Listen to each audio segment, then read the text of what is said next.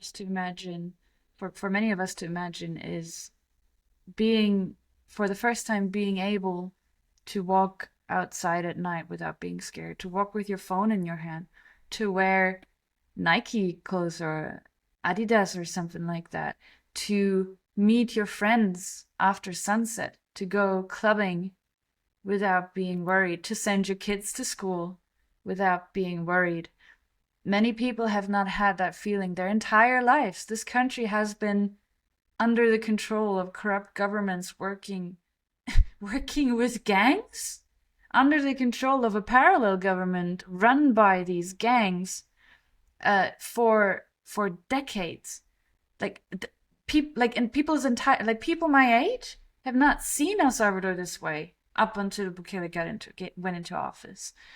This is extremely significant, and of course then people will not understand, and I also don't understand why then from overseas what you hear is, oh, but this is not good. Well, you should go back to the way, well, they will not say it, but they want things to go back to the way they were before, and that is like a slap in the face. So human rights organizations will say, hey, but you're treating these criminals very badly.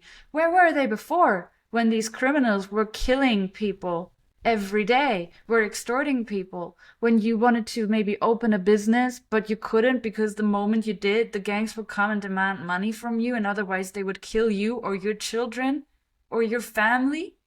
Those are real things that happened. I have heard so many stories.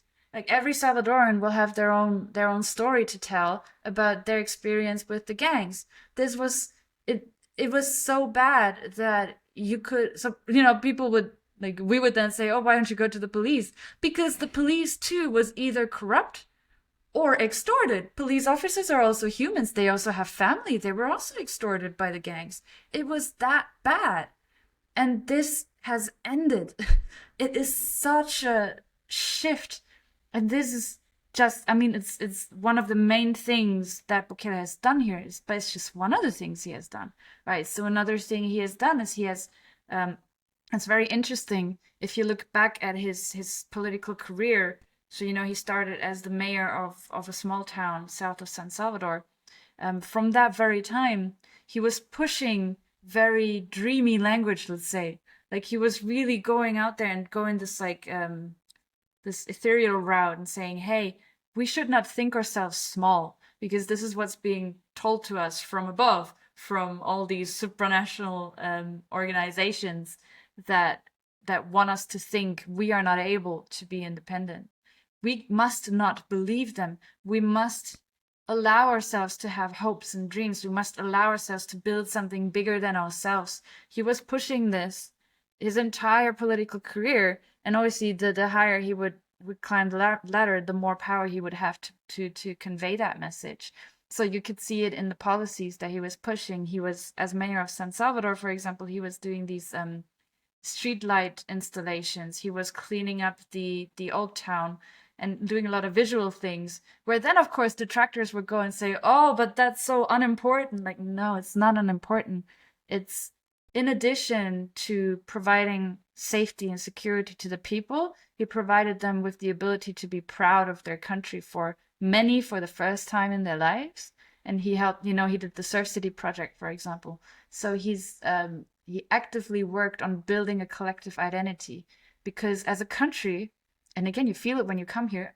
I'm German, so I know if you are not proud, if you are taught not to be proud of your country, if you are taught to be eternally ashamed of your country, we Germans we are brought up thinking that it is very bad to put a country flag up by your window or by your car or whatever. Like we do this every 4 years for the World Cup, but that's about it. And if you do it outside of that time frame, then that's weird. Why would you do that? So I know what it means to feel like borderline ashamed of your nationality. He fixed that. And that's also part of the reason why people are so proud. They're so happy. They're so optimistic and energetic. And that, I do not understand why you would demonize that. They had a democratic election. He won by a landslide. People are so happy to have him here. Is everything perfect? Of course not. but nobody ever said that. So it's just sad to see that this is what's being pushed, but it's great to see that it's slowly stopping to work, that people are no longer buying these narratives, and that people are making up their own minds, and that, you know, it's thanks to social media, it's thanks to this like information getting out there, and it's thanks to the receipts that are being shown here.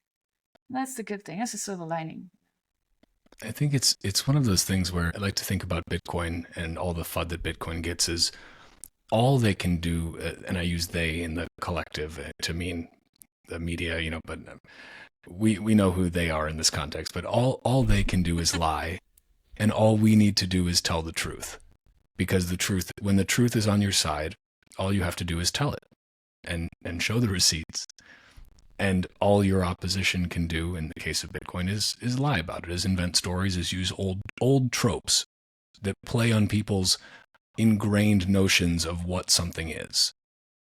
And it feels like that's a parallel comparison to El Salvador, where all the Western media can do is try and play on all the preconceived notions about El Salvador. They can try to spin up lies and you know, okay, now that things are going well, they can fearmonger about the future and what that's going to be.